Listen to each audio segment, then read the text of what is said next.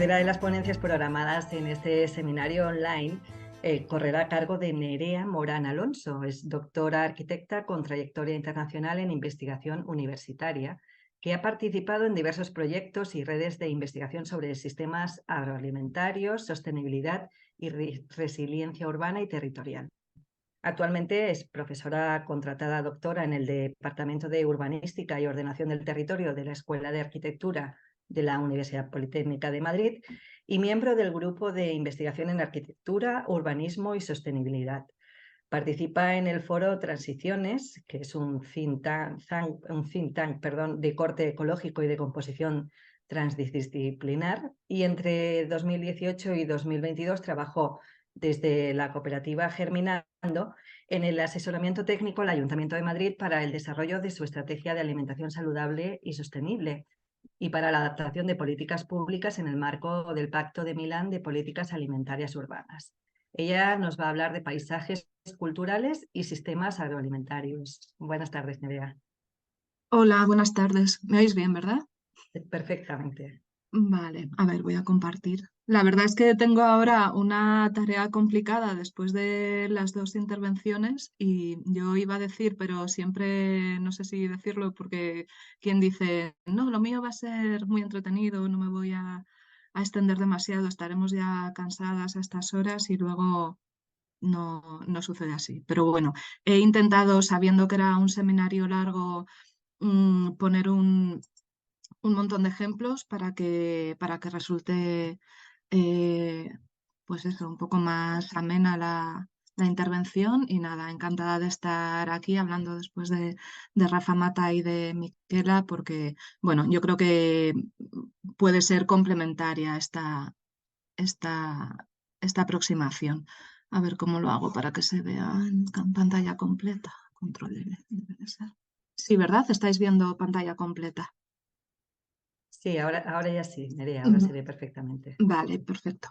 Pues nada, en realidad voy a empezar al revés. Voy a empezar hablando del sistema agroalimentario, al revés de lo que pone en el título, y terminaré con el paisaje, que, bueno, en realidad tampoco es pues eso, como mi ámbito disciplinar desde el que suelo trabajar, ¿no? Pero sí que pues me parece fundamental y se considera en una visión pues compleja de los territorios y de los sistemas agroalimentarios.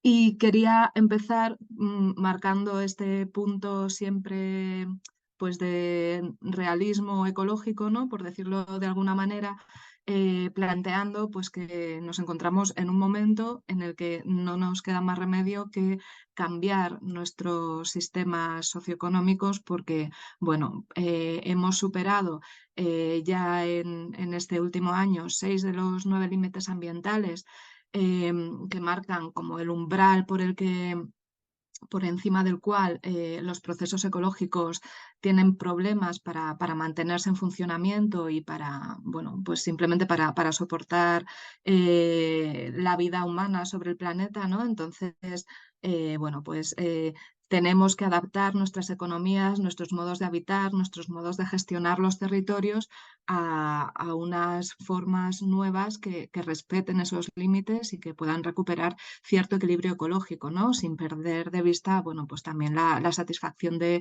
nuestras necesidades, pero bueno, pues de otra manera. En este contexto, pues el sistema agroalimentario es uno de los que mayores impactos negativos genera.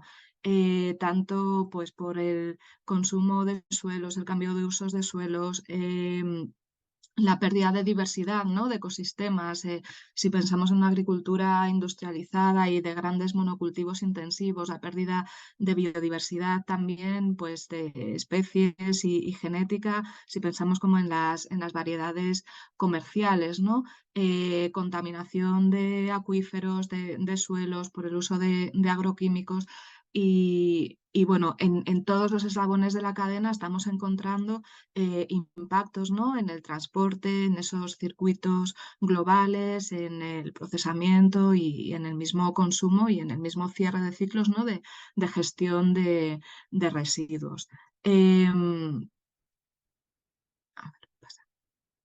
Bueno, esto es una investigación un poco, ya tiene pues más de 10 años, pero analizaba un poco la parte esta que planteaba, ¿no? Del transporte de los alimentos y cómo los alimentos que llegan, que se importan en España, recorren una media de 4.000 kilómetros, ¿no?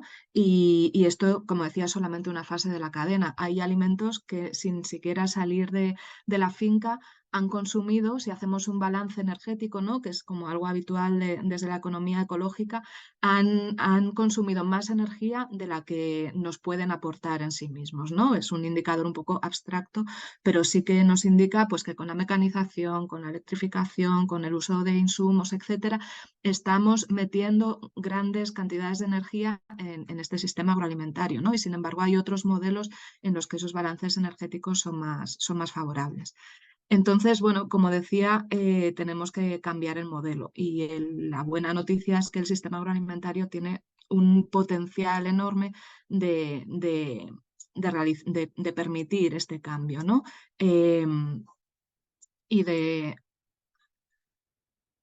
y, y bueno, como este cambio consistiría sobre todo en una relocalización, en una reterritorialización, en volverse a arraigar en los territorios y en volver a vincular en esos territorios cada uno de los eslabones de la cadena alimentaria, ¿no? La producción con la transformación, con la logística, pensando a unas escalas más pequeñas y vinculando la producción con el consumo en proximidad, ¿no?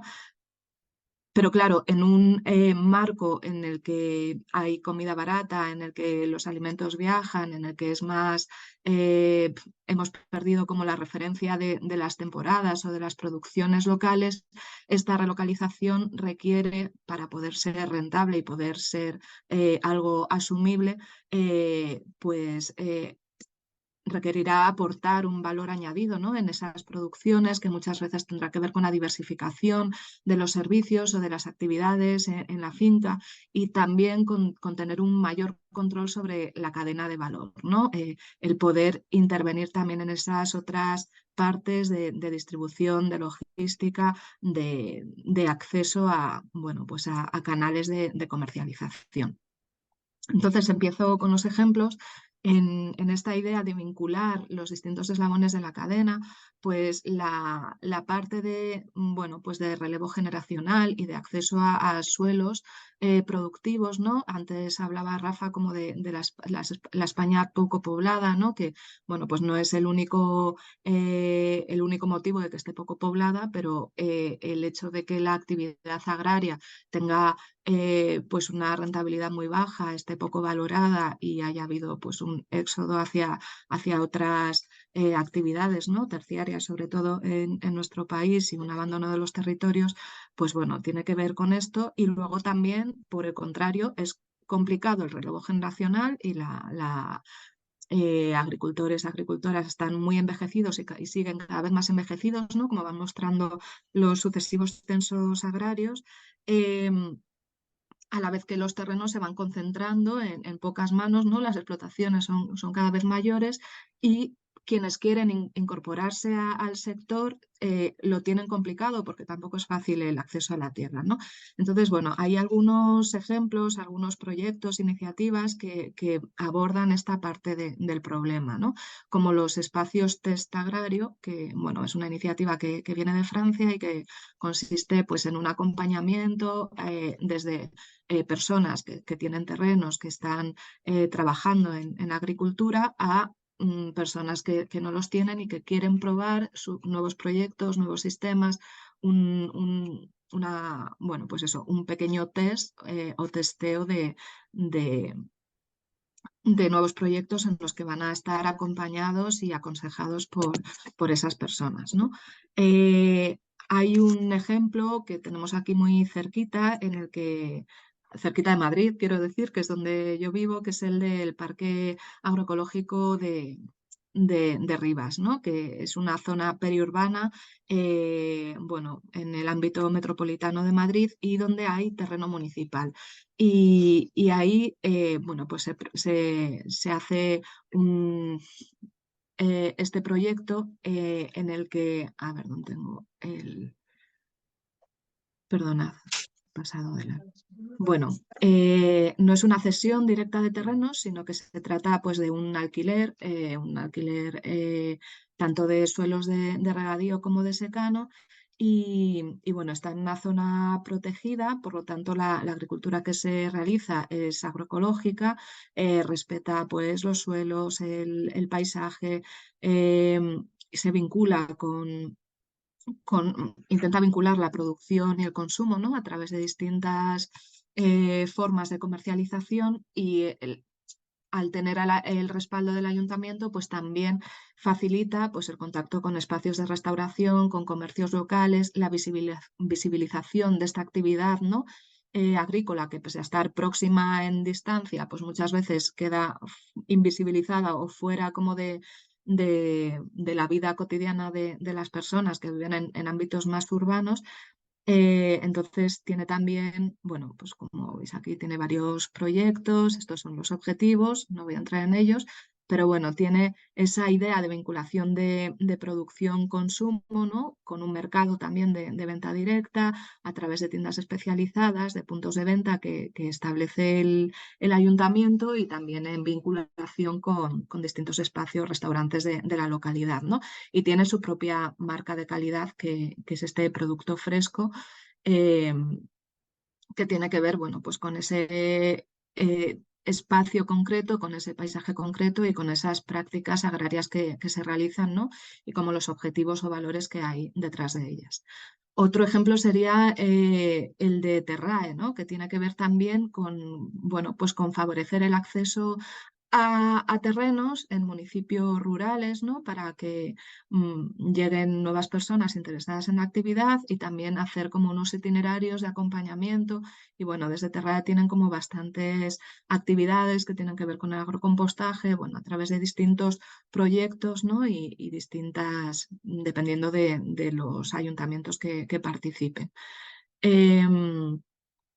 Bueno, el siguiente eslabón, ¿no? Sería ese de la transformación y de la logística y de cómo pensarlo en esa pequeña escala que no es la que puede hacer un gran mercado, ¿no? O las cadenas de distribución y de logística privadas que están, bueno, pues que abastecen a los supermercados, ¿no? Sino cómo vincular esas producciones locales con proyectos de transformación, ¿no? En pequeños obradores colectivos o pequeña industria artesana, ¿no? Como esta compañía de cervezas que está en mi barrio, que no es un ámbito muy rural, pero bueno, el caso es que sí que tienen esta actividad, ¿no? Que es como interesante, artesanal, pero plantean que les cuesta obtener pues materia prima de proximidad porque no se produce. Entonces, el intentar cerrar esos ciclos y ir viendo cuáles son los huecos, ¿no? Cuáles son las infraestructuras que nos faltan, cuál es la formación también que nos falta, es importante para esta visión, ¿no? de un sistema agroalimentario relocalizado y, bueno, agroecológico, si ampliamos un poco también sus objetivos, ¿no? En este sentido, de obradores compartidos, de centros de acopio, muchas veces comparten las mismas instalaciones o es interesante que las compartan, pues también bueno, pues ha habido ayudas económicas por parte de Fundación Caraso, que trabaja mucho con alimentación, pero también pues, de distintos ayuntamientos y gobiernos regionales, vinculado muchas veces al Pacto de Milán de Políticas Alimentarias Urbanas, se han iniciado proyectos de este tipo, ¿no? En Valladolid, por ejemplo, se trabaja conjuntamente en un centro de acopio y un obrador compartido abierto a distintos proyectos de transformación pues de producto fresco de huerta, de huevos, etcétera, también de productos de panadería, pastelería, etcétera. Me parece que en este caso no es un obrador que trabaje pues, con industria más cárnica, ¿no? Y, bueno, ese espacio abierto que ofrece distintos servicios a quienes se integran en él, porque claro, hablamos como del circuito corto, pero eso muchas veces supone mucho más trabajo, ¿no? Para las personas que están produciendo, que también se tienen que preocupar de buscar dónde comercializar los productos, de realizar las rutas de reparto, etcétera. Entonces, en estos espacios, ¿no? En estos food hubs sostenibles, también se les llama en ocasiones, pues ofrecen ese servicio de agrupar, ordenar, reorganizar, de ofrecer una, una oferta conjunta, ¿no? de los distintos proyectos o las distintas productoras que llevan ahí los productos, venta online, las rutas de reparto que son más eficientes de esta manera, incluso la vinculación con compra pública, ¿no? Porque, bueno, esto es de un proyecto que, bueno, yo estuve colaborando hace ya un par de años, donde había, bueno, se hablaba precisamente de estos nuevos centros de acopio, ¿no? Y de cuáles eran las claves para articular la logística a estas escalas más locales, comarcales o regionales, ¿no? Entonces se planteaba, participaba pues proyectos de Canarias, de Valencia, de Madrid y de Valladolid, y se planteaba como el papel de los distintos agentes ahí, ¿no? Como que el sector productivo tiene que estar, tiene que liderar o tiene que ser protagonista, ¿no? Porque al final es como, pues eso, decidir un poco cuáles son las necesidades y cuál es el ritmo al que pueden ir trabajando, pero hace falta también un acompañamiento experto y un apoyo institucional, ¿no? Porque son procesos complejos desde la gobernanza hasta la misma organización administrativa, comercial, etcétera. Luego, lo que hablaba de oferta integrada, ¿no? El poder tener una oferta más completa, el generar una pequeña economía de aglomeración, ¿no? Por decirlo así, y así poder acceder a otros mercados que no están abiertos o son muy difíciles para producciones muy pequeñas, ¿no? Como puede ser la restauración colectiva, y en concreto en este trabajo se trabajaba con comedores escolares. Luego el contar con instalaciones, equipamientos, recursos humanos, con un software adaptado que facilite la gestión. Y bueno, en este caso también se hablaba de alianzas interterritoriales para poder completar, ¿no? las producciones. En el caso de Valencia era muy evidente con los cítricos, ¿no? Que en Madrid, por ejemplo, pues no se pueden producir. Pero también había, bueno, pues dificultades para avanzar en ese paso más cuando ya la articulación local es muchas veces complicada y tiene que afrontar, pues, bueno, procesos largos para poder consolidarse. Em, Uno de esos proyectos era precisamente desde Canarias, se trabajaba desde este proyecto de cocomedores, ¿no? Que llevan un montón de años trabajando con comedores escolares, ¿no? Aproximando pues la producción a estos espacios de restauración colectiva, ¿no? Porque ahí las instituciones pueden jugar también un papel importante, ¿no? Al ofrecer bueno, pues un canal de venta eh, bueno, que tenga en cuenta esas cuestiones más ambientales y cuestiones más sociales también, ¿no?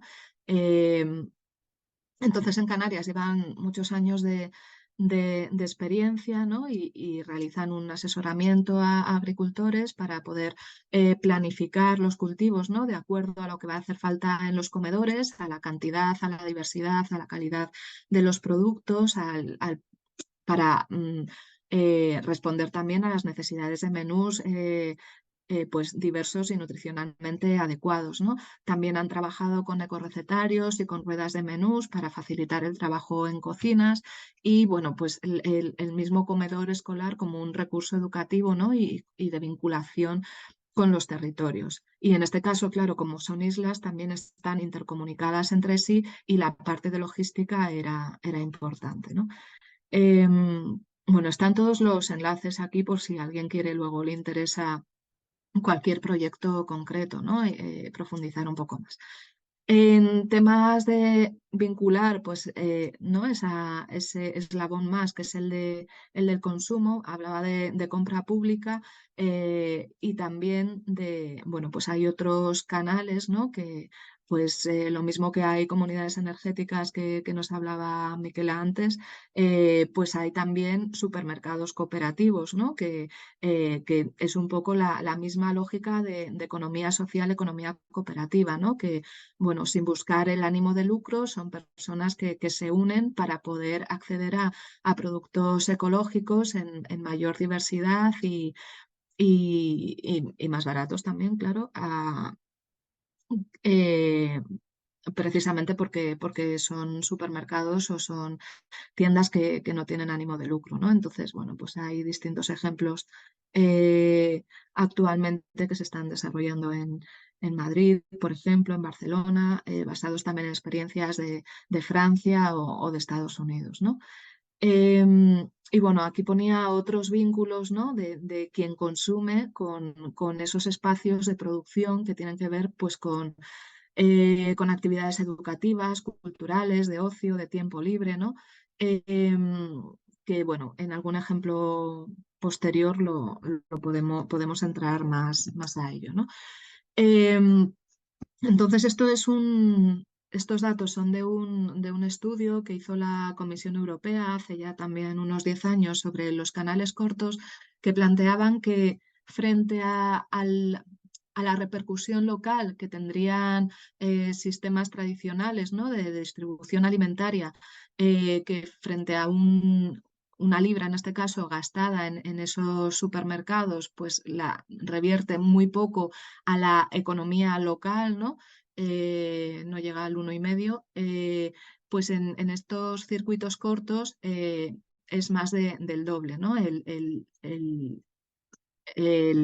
retorno social, que es como se llama este indicador de esas inversiones en circuitos cortos, ¿no? Y planteaba también, bueno, pues una serie de fortalezas, debilidades, etcétera, que, bueno, yo creo que he nombrado ya algunas, pero eh, bueno, pues es sobre lo que hay que trabajar normalmente para que esto pueda avanzar, ¿no? Para finalizar con la cadena, pues es esa gestión de los recursos y cómo devolver al suelo también nutrientes, ¿no? Porque era como una de las cuestiones que planteaba antes, que con los insumos químicos, pues muchas veces estamos agotando los suelos y estamos también generando contaminación que se filtra a los acuíferos y que genera graves problemas ambientales, ¿no? Como, bueno, pues como hemos podido ver en el Mar Menor, que será como uno de los ejemplos más significativos de los últimos tiempos, ¿no? Entonces, bueno, la vinculación, en este caso, de espacios más urbanos, de la gestión de los residuos orgánicos, ¿no? Para generar compost y para devolverlo al suelo en los espacios periurbanos o de proximidad, modelos de agrocompostaje también, ¿no? Que consisten en que en la misma finca se gestionan esos residuos y se composta in situ. Y aquí en la foto lo que hay es un ejemplo de un centro de compostaje que está desarrollado por un instituto de investigación en Gante, que lo lleva la región de Flandes, ¿no? Y ahí lo que están vinculando son espacios y restos más vegetales, ¿no? De espacios forestales y de gestión forestal y ganaderos, ¿no? Y esto es como, bueno, pues lo hacen a una escala bastante grande, también van ensayando distintos métodos, etcétera, pero me parece interesante porque vincula, pues eso, distintos espacios productivos, distintos paisajes, ese mosaico, ¿no? De diversidad territorial que ha funcionado tradicionalmente, ¿no? Generando pues, esos equilibrios en esos flujos entre materias. Entonces, bueno, pues no depende de residuos urbanos. De hecho, dicen que el compost es de mejor calidad cuando se realiza pues eso, con restos de poda, con restos vegetales, con estiércol, ¿no? de distinto tipo y bueno, y luego lo devuelven como bueno, para aumentar la fertilidad de los espacios agrícolas. Eh, Entro ahora en la parte que tiene que ver un poquillo más con el paisaje, ¿no? Y bueno, lo voy a orientar desde esta idea del proyecto local y de la identidad territorial, ¿no?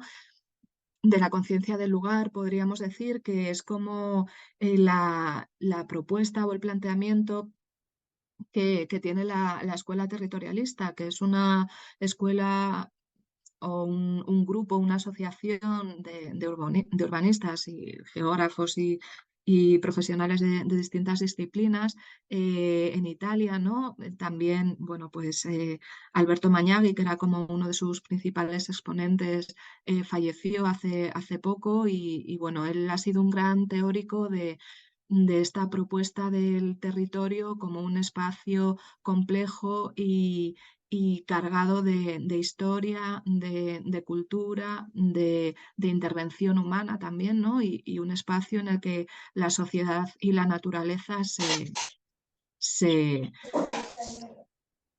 encuentran y generan esos paisajes culturales específicos de cada lugar, ¿no? Una idea que podríamos llamar regionalista o bioregionalista, ¿no? Esta idea de evolución entre sociedad y naturaleza y de la identidad territorial, ¿no? El recuperar esas buenas prácticas de gestión de los territorios, de creación y de mantenimiento de paisajes agrícolas, de paisajes eh, de costa también, bueno, pues de diversos tipos de espacios como base para generar nuevos modelos de desarrollo autosostenible, ¿no? Y de una escala local y reterritorializada. Entonces, bueno, una de las cuestiones que se trabaja desde esta visión es la de los mapas de comunidad, ¿no? Que no es que sea original de Italia ni de esta escuela, sino que, bueno, pues tiene una historia más larga, pero sí que plantea también el vínculo con lo que hablaba también, con lo que apuntaba Rafael Mata, ¿no? De la participación de las personas que habitan los territorios en cómo los perciben, en cómo los entienden y también en cómo los quieren proyectar hacia el futuro, ¿no? Entonces, estos mapas se pueden hacer pues, con distintos objetivos y pueden representar distintas cuestiones, pero están basados pues, como en la memoria, en el entendimiento de los paisajes, en los conocimientos más tradicionales, ¿no? Pues depende de las personas que participen, que han vivido en los territorios, que los han cuidado, que los han cultivado, pero también visiones más técnicas, ¿no?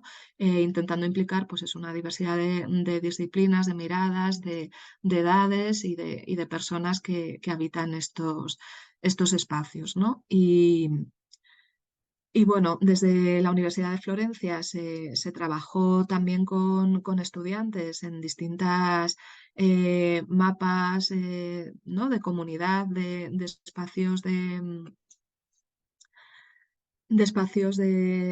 norte de Italia. Y en cada caso, claro, como eran trabajos en este caso más, bueno, antes hablaba de comuseos también, ¿no? Los mapas estos como un recurso para explicar los territorios a visitantes, pero también para planificar, como decía, en distintos aspectos, ¿no? De reconocimiento, pues de espacios o de elementos patrimoniales, de paisajes, de producciones de biodiversidad, ¿no? De flora, de fauna, etcétera, etcétera. En este caso, en el caso, como decía, de los estudiantes de la Universidad de Florencia, tenía un claro objetivo proyectual, ¿no? Porque estaba como dentro pues de su formación. Y bueno, había puesto algún ejemplo, este creo que tiene más que ver con recorridos, ¿no? Ciclistas, con accesibilidad, ¿no? A distintos espacios, pero en otros casos es con, bueno, pues igual un valle fluvial, como con la infraestructura verde, etcétera, etcétera, ¿no? Y esto lo quería vincular también pues con los planes que se estaban realizando de parques agrícolas, ¿no? En concreto, el que yo conocí cuando estuve por allí es el de Prato, ¿no? Que está en la llanura de Florencia, es una localidad más pequeña, ¿no? Cercana a Florencia, y entonces se planteaba como la recuperación de un espacio que, bueno, pues que estaba un poco desestructurado, ¿no? Que había perdido un poco los vínculos entre espacio urbano, espacio rural, de las producciones y demás. Y la idea de parque agrícola pues aunaba esta planificación o esta ordenación del recurso, del suelo, del territorio, ¿no? Y de sus distintos espacios con también el generar un espacio de participación, un proceso de participación y un espacio de gestión de ese territorio donde pudieran intervenir los distintos agentes implicados, ¿no? En torno a pues al sistema alimentario en esos espacios, ¿no? Entonces, bueno, aquí había distintas fases de participación, de encuentro, para realizar un diagnóstico, unas propuestas, etcétera. Y bueno, estos son como varias diapositivas de una presentación que realizaba Mañari sobre este proceso, ¿no? Que hablaba también de quiénes, ¿no? Están implicados eh, y qué tipo ¿no? Los actores de ese sistema agroalimentario, quien compra, los municipios que hacen compra pública, los que consumen, los que producen, los que van allí a descansar por motivos de ocio, ¿no? O por motivos de agricultura social, ¿no? Este tiene mucho que ver con lo que decía al principio de diversificar las actividades, ¿no? Espacios de educación ambiental, de tiempo libre, bueno, pues de visitas con distintos aspectos, agricultura terapéutica también, ¿no? Aproximando la proximidad, aprovechando esa proximidad a espacios urbanizados. Aquí se ve también gente en bici, ¿no? Esos recorridos más turísticos, etcétera. Entonces se planteaba, por una parte, cómo ordenar ese espacio, ¿no? Con distintos usos, ¿no? Con distintos recorridos, facilitando la accesibilidad, recuperando un poco elementos de paisaje.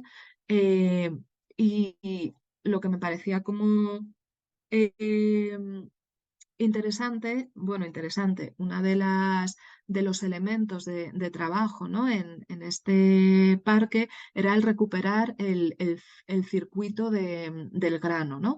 Se comenzó recuperando unas variedades tradicionales de trigo. A partir de ahí se pensó con los elementos patrimoniales que se habían identificado en ese territorio cómo avanzar en el siguiente eslabón, ¿no? En el de la transformación, recuperando un molino harinero, ¿no? Y pudiendo hacer allí mismo un proyecto pues, de hacer harina.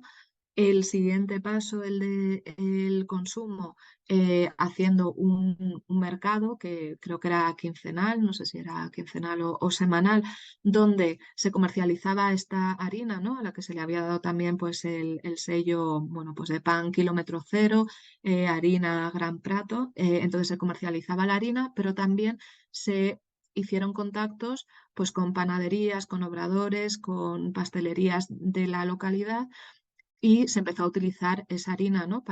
Pues para hacer pan, para hacer distintos productos eh, que luego se comercializaban pues, en las mismas tiendas o en este mercado, ¿no? A partir de ahí, pues se empezó a pensar también en cómo qué otros granos se podían recuperar, qué rotaciones de cultivos se podían hacer, qué era lo que ese territorio había acogido tradicionalmente, ¿no? Y qué recetas se podían hacer con esos otros granos que igual, pues ya muchas veces tenemos olvidada esa cultura alimentaria, ¿no? Que también es como parte de esta cultura territorial.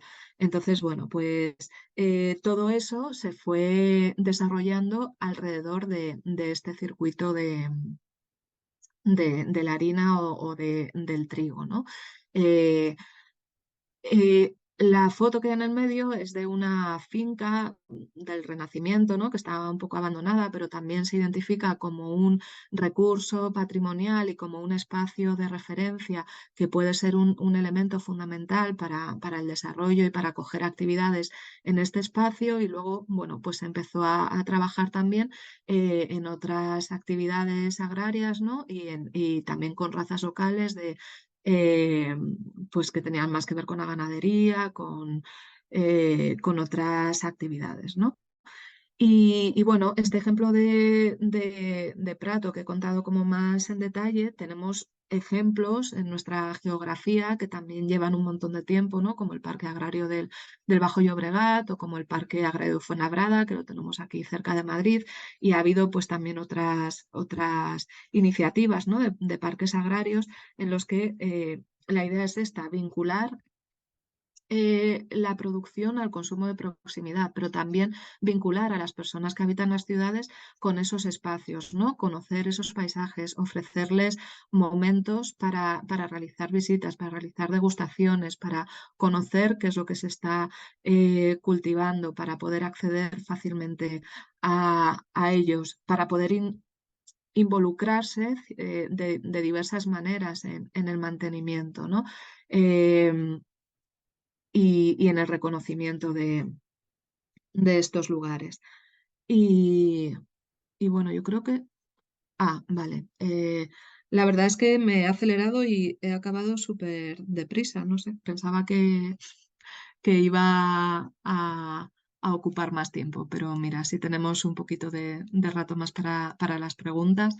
Finalizo con esta idea de, bueno, con esta cita de Patrick Edes, ¿no? Que es el padre de la planificación regional, el padre de esa visión, ¿no? Regionalista, bioregionalista de vinculación entre sociedad y naturaleza y cuidado de la naturaleza, ¿no? Que planteaba que hubo un tiempo en que los hombres cultivaban sus plantas y domesticaban sus animales pacíficamente, siendo con esto cultivados por sus plantas y domesticados por sus animales, ¿no? Que es como una idea de, bueno, pues de esa coevolución socioecológica, si lo queremos llamar de una forma un poco más científica, ¿no? Pero expresado mucho más poéticamente y que yo creo que se entiende mejor, ¿no? Entonces, bueno, la idea es como que seamos capaces de seguir generando estas prácticas adaptadas al territorio, que sigamos siendo capaces de transformar nuestros modos de vivir, de habitar, de consumir, ¿no? En vinculación con esos recursos que tenemos en proximidad y con el mantenimiento de esos espacios, ¿no? Que al final están a nuestro cuidado o de los que deberíamos sentirnos responsables y, bueno, seguir transformando los territorios pues, de una manera que esté en equilibrio con los límites biofísicos de los que hablaba al principio de la intervención.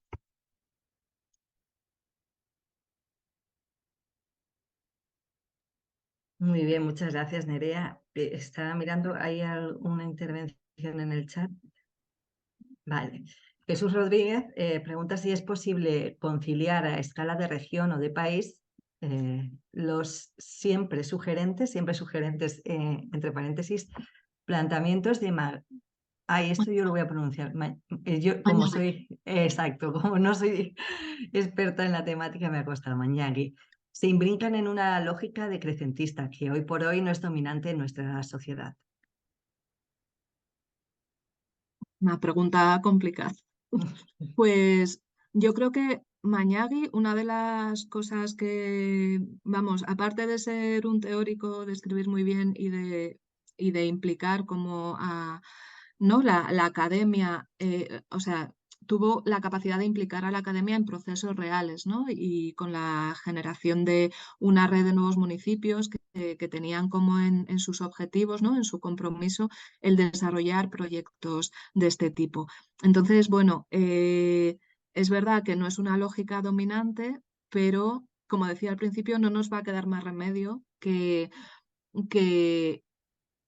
transitar nuevos caminos, ¿no? Que empezar a investigar o empezar a probar nuevas soluciones porque estamos en una situación en la que como hemos visto muy recientemente o vamos a ver constantemente, cualquier crisis o problema o evento ambiental, sanitario, bélico, ¿no? Que puede generar problemas en los circuitos de abastecimiento, porque haya una sequía, una inundación en los espacios de producción, porque haya un corte en esos circuitos de suministro, porque igual en nuestras ciudades tenemos la suerte de que no nos vamos a quedar sin alimentos, pero sí que estamos viendo que aumentan los precios, ¿no? Como está pasando con Ucrania y con el precio de los cereales. Entonces, bueno, todo lo que sea generar autonomía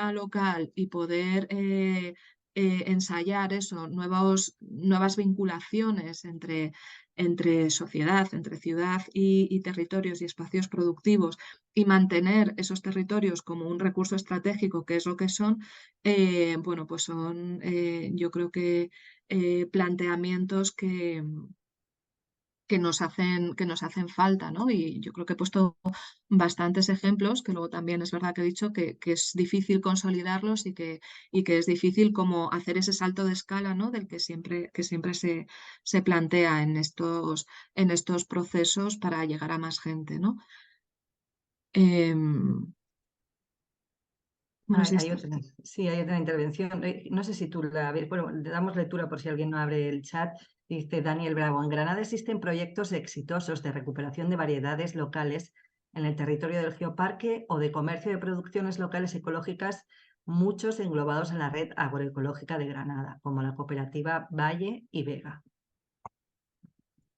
Sí, en Granada, de hecho, Alberto Matarán es como un traductor de Mañagui, ¿no? Para al español y también desde la universidad yo sé que ha estado trabajando pues con el intentar impulsar, ¿no? Proyectos más de recuperación de espacios productivos, vinculando también pues a pues eso, nuevos proyectos de producción y en todo el mercado social, ¿no? Que tiene que ver con la alimentación. O sea, que sí, que yo creo que en todos los territorios existen proyectos, algunas veces pues van adelante, otras veces están funcionando unos años y luego decaen, pero bueno, son referencias que creo que son fundamentales y que nos pueden también dar esas nuevas enseñanzas, ¿no? De ver qué es lo que está funcionando y cómo está funcionando.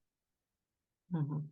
No sé si se tiende a pensar, Nerea, que ese cambio, ese salto de escala, ¿no? Del que nos estabas hablando, se tiende a pensar que puede ser más fácil adoptarlo o convertirlo en realidad en un ámbito rural, como quizá el Geoparque de Granada, pero también nos has puesto ejemplos de buenas prácticas o de experiencias positivas en el ámbito urbano. ¿Crees que ese cambio de escala se puede aplicar un poco o es necesario aplicarlo en todos los ámbitos?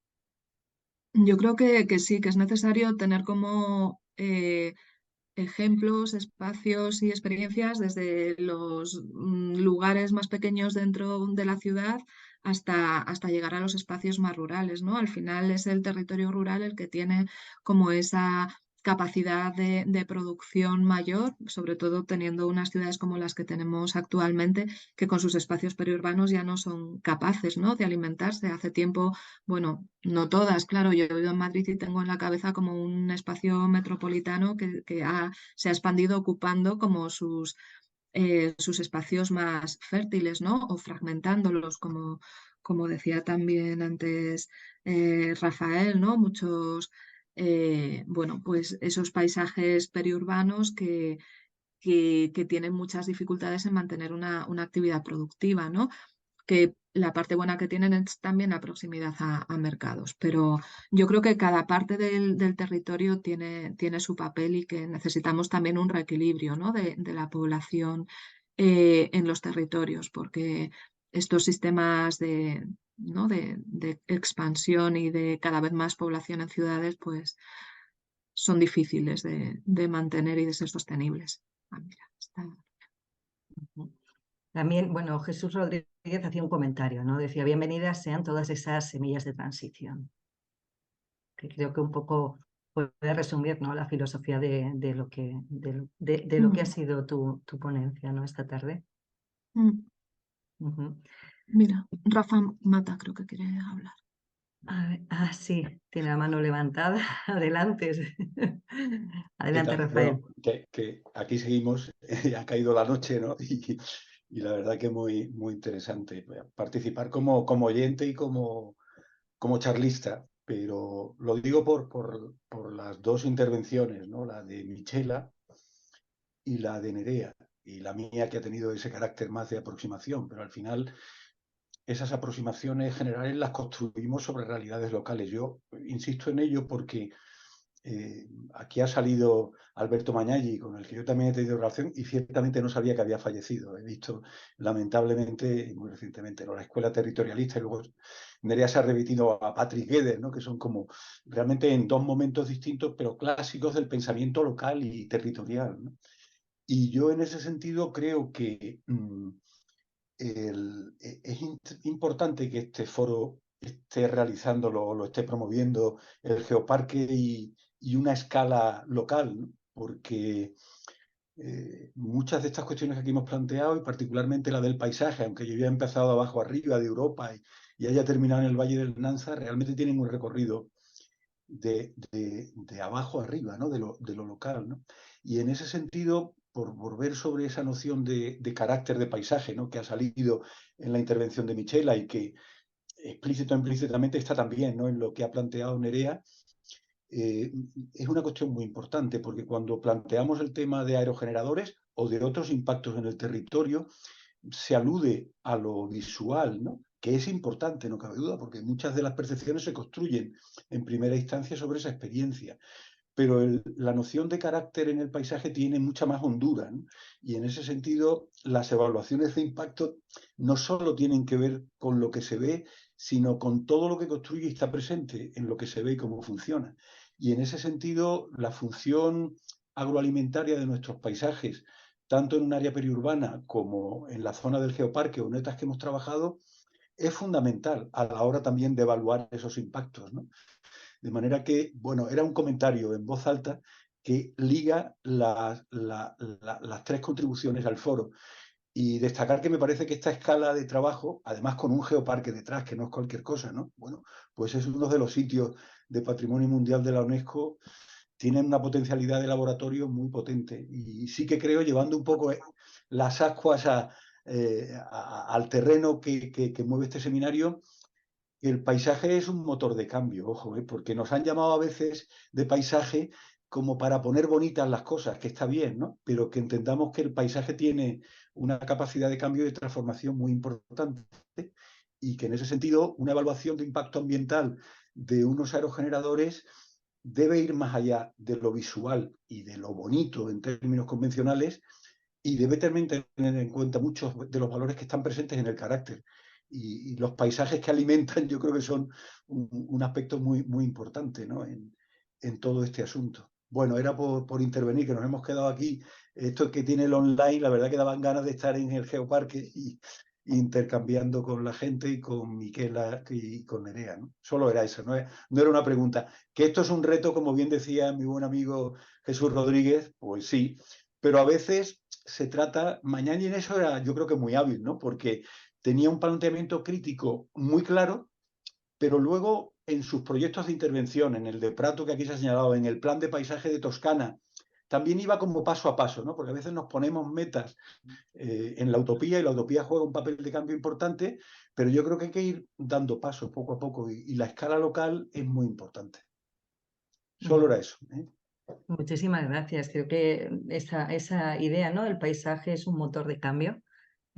Bueno, yo por mi deformación profesional como periodista me quedaría con ese titular, ¿no? Me parece que resume muy bien la esencia, ¿no?, de lo que ha sido esta tarde, que creo que ha resultado muy productiva para todos los que la hemos estado siguiendo. No sé si queda alguien que quiera hacer algún tipo de intervención o alguna pregunta. Lo digo porque todavía estamos en tiempo, no quisiera yo cortar esa posibilidad a nadie. Si nadie plantea ninguna cuestión más ni con mano alzada, que realmente, claro, yo tendría que pasar a todos para ver, pero no me aparece nadie. Y en el chat tampoco hay nada, pues simplemente reiterar nuestro agradecimiento a los tres ponentes. Han sido unas ponencias muy, como digo, muy completas y muy interesantes. Y bueno, pues nada, desde el Geoparque se seguirá trabajando, seguirá habiendo acciones formativas y seguiremos informando puntualmente pues para ver si conseguimos que sean tan participadas como ha sido la de hoy. Estamos contentos con la participación Y bueno, ahora lleva comentando la gente, seguramente lo veis vosotros, el hilo de chats con comentarios de agradecimiento, ¿no? Muchísimas gracias, un lujo escucharos, muy interesante e inspirador. Nos dicen Teresa Gómez y Francisco Torregrosa, perdón. Y bueno, un poco ese era el interés, ¿no?, de esta tarde, de hablar de cuestiones interesantes, motivadoras y de las que pudiéramos aprender. Así que yo ya no me extiendo más. Muchísimas gracias y seguimos en contacto. Muchas gracias. La próxima vez en el Geoparque, a ver si nos vemos Ay, por allí. sí, perfecto. Tomamos el testigo. Perfecto. Vale, Gracias. muchísimas Muchas gracias gracias. gracias a los Hasta luego. asistentes, a los ponentes y a los que habéis estado participando.